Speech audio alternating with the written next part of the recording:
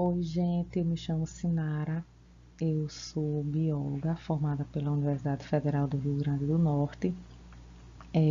Fiz pós-graduação durante mais ou menos 7 anos, trabalhei com técnicas de biologia molecular especificamente e atualmente eu sou aluna de graduação do curso de farmácia, também da Universidade Federal do Rio Grande do Norte. Há um pouco tempo eu comecei a me interessar por essa área de perícia criminal, comecei a estudar e espero um dia conseguir alcançar o objetivo de ser perito criminal. Então, hoje eu vou dar uma aula para vocês sobre técnicas de biologia molecular aplicadas à perícia criminal. Não irei falar todas as técnicas, porque senão ficaria uma aula muito longa e não é o objetivo agora.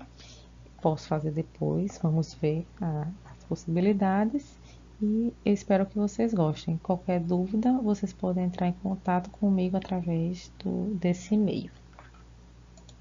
Bom, então vamos iniciar falando um pouquinho do que seria a biologia molecular, que vai ser o estudo da biologia em nível molecular, na qual são analisados o material genético e a estrutura, buscando compreender os seus produtos de expressão, as proteínas, né? Então, é aquele dogma da biologia molecular, né, que é DNA sendo transcrito em RNA e traduzido em proteína.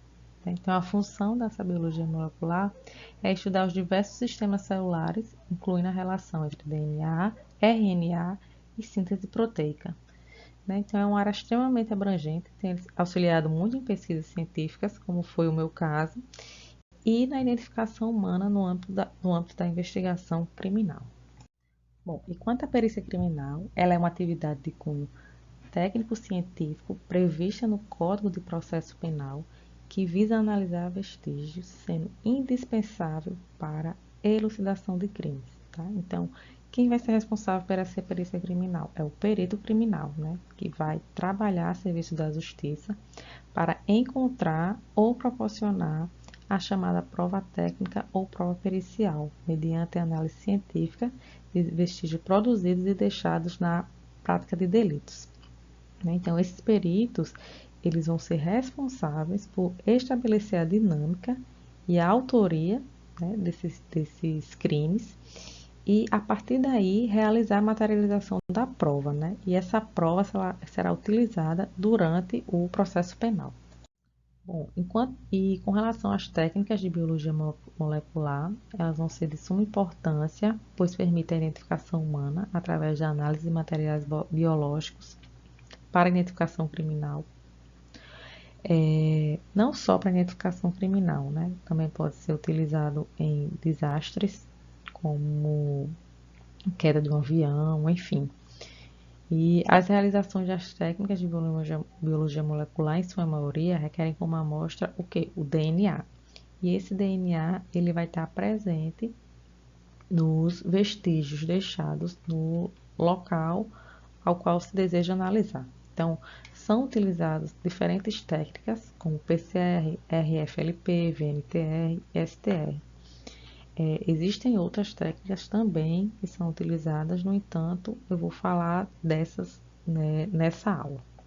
Bom, então, os exames de DNA, eles vão ser empregados, gente, hoje, nos seguintes casos: identificação de suspeitos em caso de violência sexual, que pode ser estupro, atentado violento ao pudor, atos libidinosos, identificação dos cadáveres carbonizados ou em decomposição, como é o caso que ocorre em acidentes aéreos, identificação de corpos mutilados, identificação de peças ósseas e órgãos humanos, investigação de paternidade e produção de perfil genético recuperado a partir de evidência de natureza biológica presente em suportes diversos encontrados em locais de crime. Por exemplo, uma mancha de sangue que foi deixado no local de crime, por exemplo, numa roupa. Então, pode ser extraído o DNA daquele sangue que está naquela roupa para que se faça essa produção desse perfil de material genético.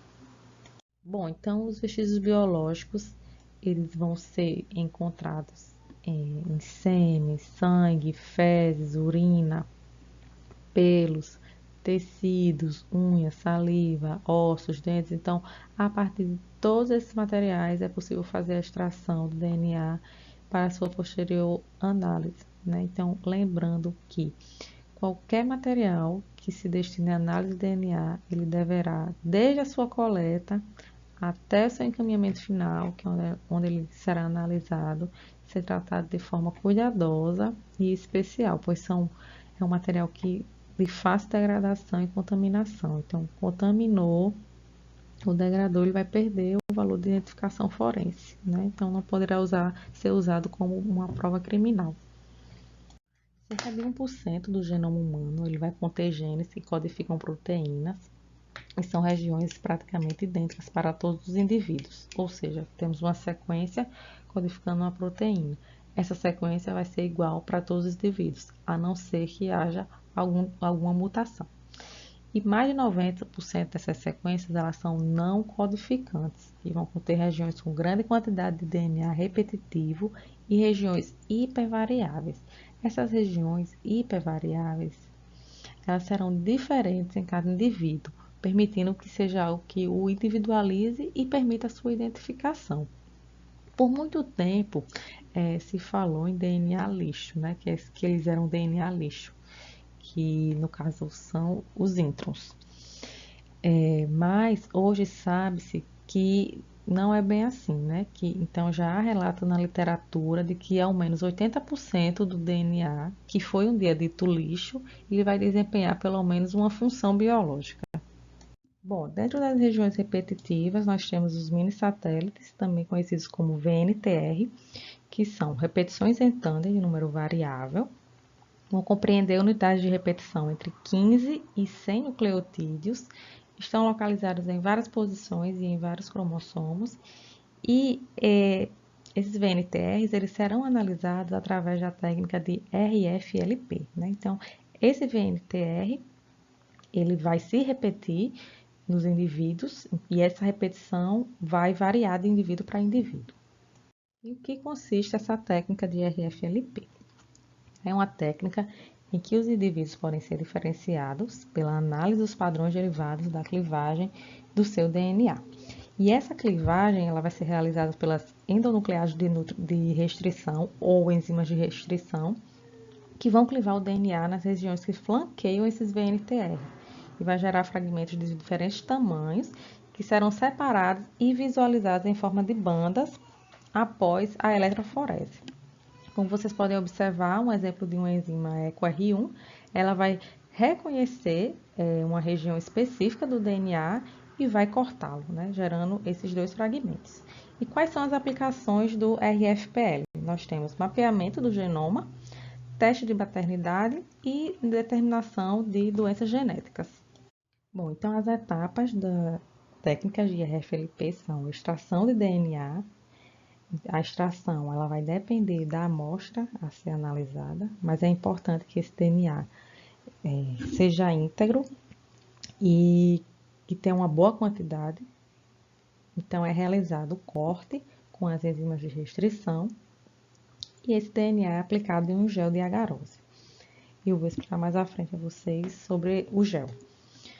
Então, nesse momento, muitas bandas são geradas. Então, esse DNA, esse gel, ele será passado para uma membrana de nitrocelulose, onde serão fixadas as bandas de DNA. E em seguida, essa membrana ela será hibridizada a uma sonda e os fragmentos que aparecerão serão somente os que são complementares a esse DNA da sonda. E em seguida, essas bandas elas são visualizadas, por uma autorradiografia, né? Então, vai ser possível, a partir daí, fazer uma análise do tamanho e número de fragmentos gerados. Bom, aqui nós temos um exemplo de uma sequência de VNTR analisada para 2 diferentes indivíduos e 3 diferentes locos. Então, por exemplo, aqui em vermelho, vocês podem observar que o tamanho dessas sequências da repetição vão variar, né, em cada locus. E aqui nesse triângulozinho é onde a enzima de restrição irá atuar, cortando esse DNA. Então, em seguida, é possível observar o padrão dessas bandas e que realmente vão ser diferentes para cada indivíduo. Cada indivíduo vai ter o seu padrão, né? Então, as bandas que correm mais são de tamanhos menores e as que correm menos são de tamanhos maiores, tá? Que ficam mais acima do gel.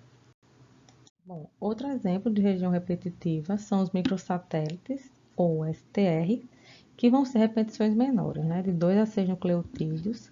Eles vão ter um alto índice de polimorfismo.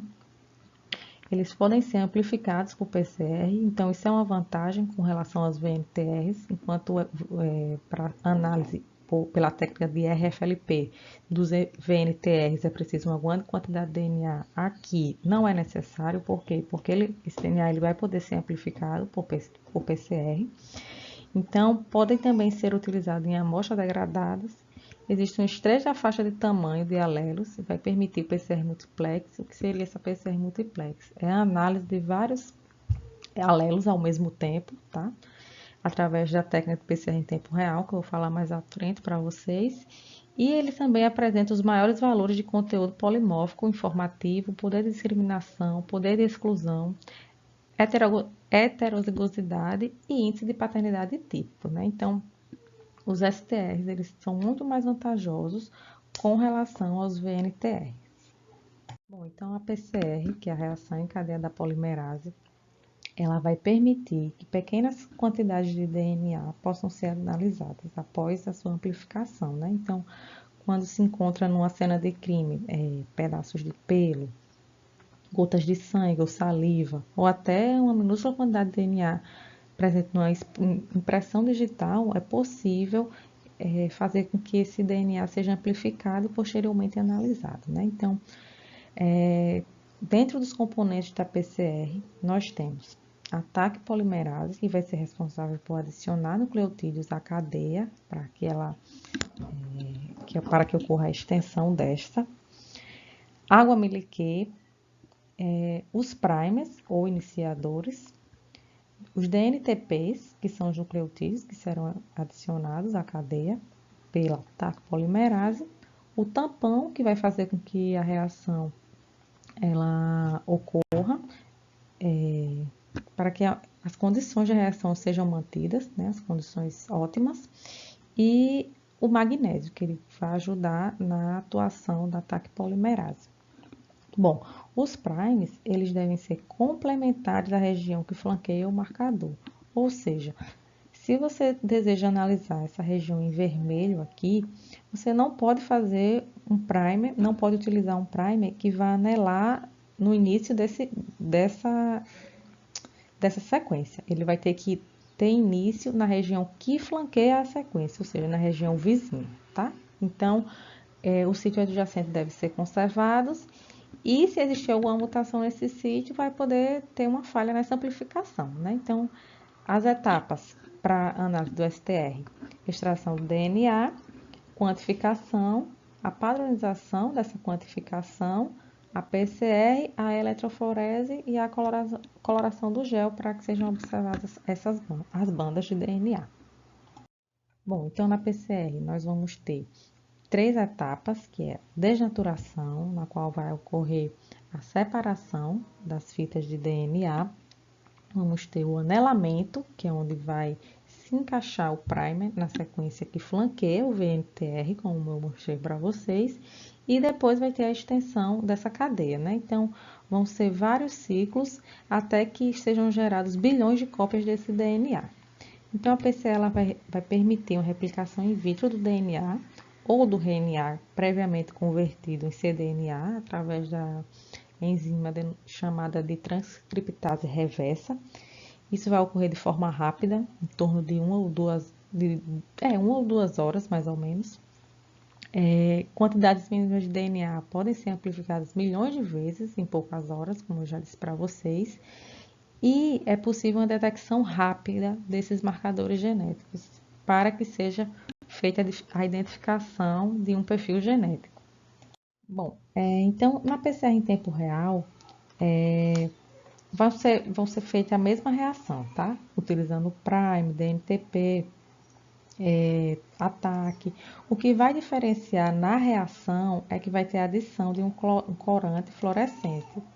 Geralmente é o Cyber, né? Que ele é um intercalante de DNA e vai emitir uma fluorescência, né? Então, a partir dessa fluorescência emitida é que vai ser possível quantificar esse DNA. Então, quanto maior essa fluorescência, então quer dizer que tem mais DNA ali presente na amostra.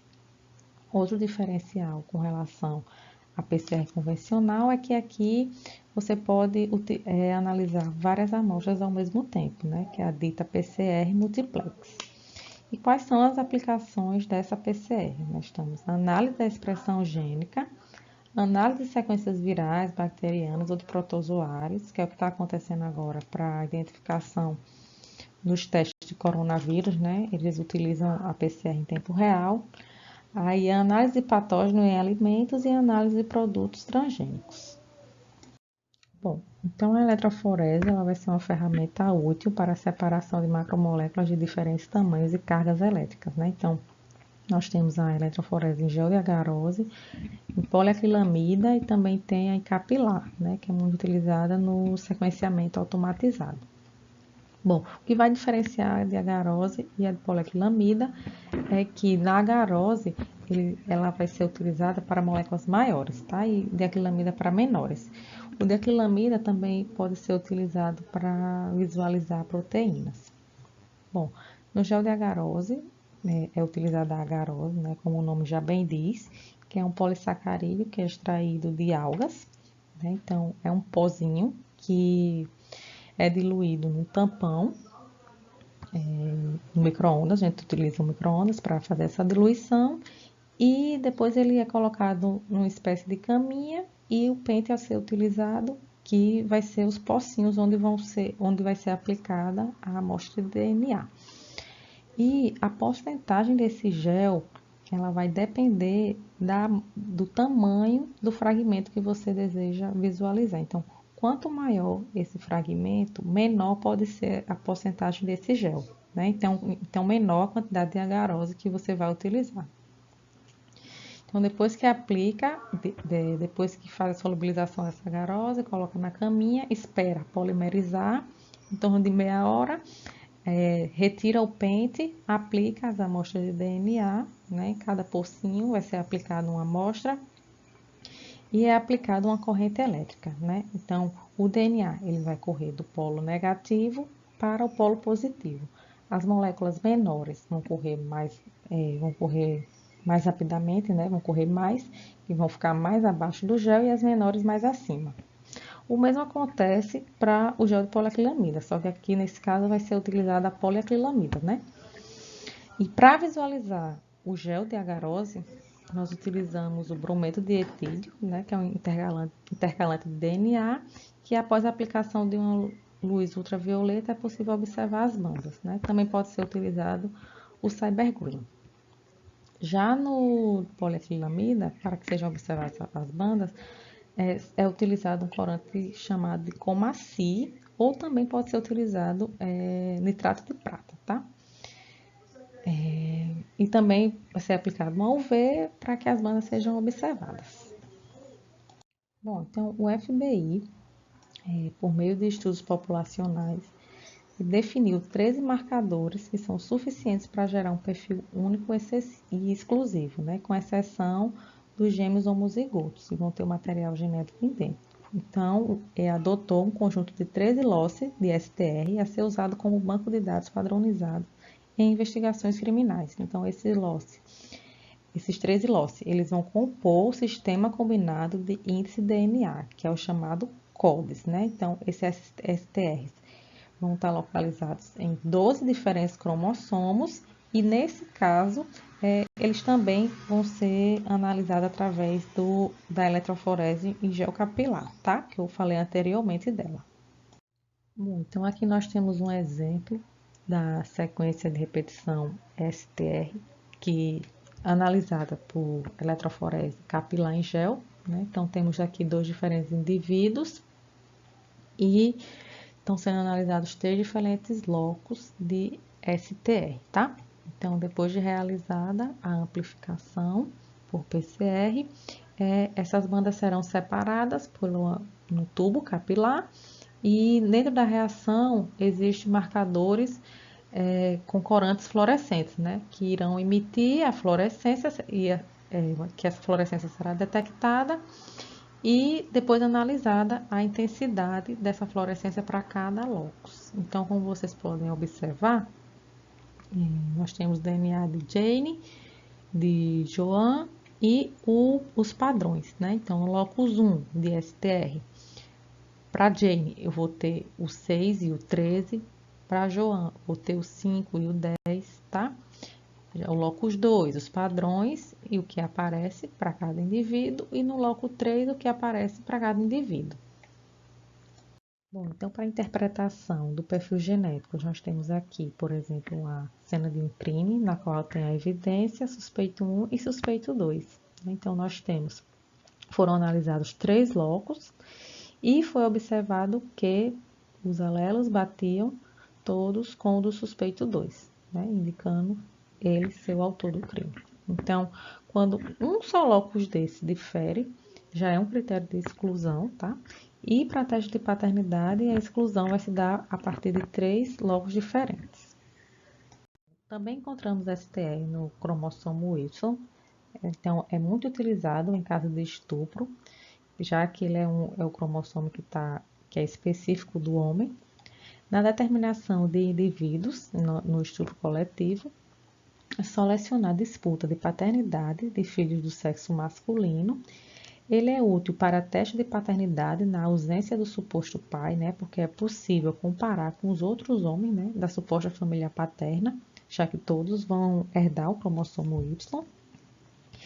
E ele também é útil como referência em desastres sem massa. Já o STR do cromossomo X, ele vai ser útil quando faltar um dos pais para teste de parentesco ou paternidade e que envolva pelo menos uma mulher. Na determinação de paternidade pai, filha, mulher, e é mais utilizado quando o perfil de STR autossomal, YSTR e o DNA mitocondrial são inconclusivos, tá? Então, lembrando que o DNA mitocondrial ele é exclusivamente materno, né? Então, todas as mulheres vão herdar da mãe. E teste de meia-irmãs, em que o pai é o parente em comum. Bom, agora a gente vai falar um pouquinho de SNP, que é um polimorfismo de nucleotídeo único, né? Então, vai ser um marcador molecular de sequência que verifica a mudança de um único nucleotídeo em uma sequência conhecida. Então, cada indivíduo ele vai ter um nucleotídeo diferente para aquele alelo, tá? Por isso, é possível a sua identificação. Como vocês podem ver nessa imagem, 3 indivíduos e a alteração de apenas um nucleotídeo. Então, nos casos forenses, são utilizadas as regiões não codificadoras, tá? E podem ser detectados essas regiões por hibridização com sondas de DNA altamente específicas. E esses SNPs, eles têm maior estabilidade quando comparado aos microsatélites. Bom, gente, para finalizar, vou falar um pouquinho do DNA mitocondrial, que o marcador do DNA mitocondrial é utilizado quando o material biológico está muito danificado ou quando não é possível extrair DNA nuclear. Então, esse DNA ele vai estar presente em todas as células, em grande quantidade, e tem, assim, um menor risco de degradação quando comparado ao DNA nuclear.